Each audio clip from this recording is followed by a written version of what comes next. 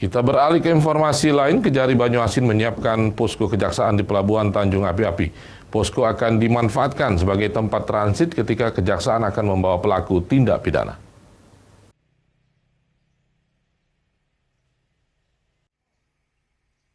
Pelabuhan Tanjung Api-Api yang berada di Kabupaten Banyuasin menjadi lokasi penyeberangan penduduk antar Provinsi Sumatera Selatan dan Provinsi Bangka Belitung akan dipersiapkan posko kejaksaan.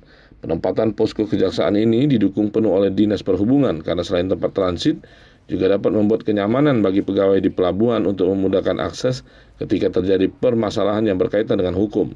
Tidak hanya itu, posko akan digunakan sebagai tempat transit dan beristirahat sementara ketika kejaksaan membawa para pelaku tindak pidana.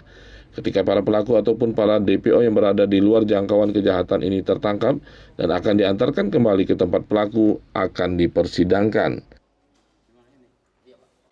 Mas, jadi kami kemarin dalam rangka untuk meninjau atau melihat kesiapan berkaitan dengan posko kejaksaan yang berada di Pelabuhan Tanjung Api-Api, karena Tanjung Api-Api wilayah kami, makanya perintah dari pimpinan supaya kami berkoordinasi dengan Dinas Perhubungan dengan Pak Gunawan untuk melihat kesiapan posko tersebut. Karena Pelabuhan Tanjung Api-Api ini adalah ranah dari pengelolaannya berada di provinsi, kita akan berkoordinasi dan cukup akan mensupport juga pihak dari kejaksaan, baik itu kejaksaan tinggi maupun kejaksaan negeri terkait dengan maksud dan tujuan dari pendirian posko ini.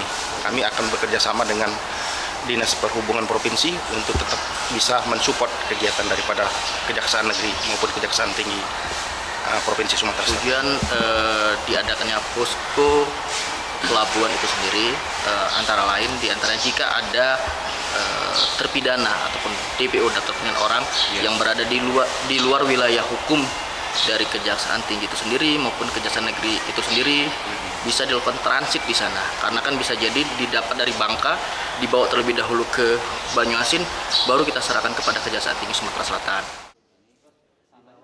Posko ini juga akan menjadi tempat istirahat sementara ketika para pejabat yang akan melakukan penyeberangan. Dari Banyuasin, Ahmad Saipul, iNews melaporkan.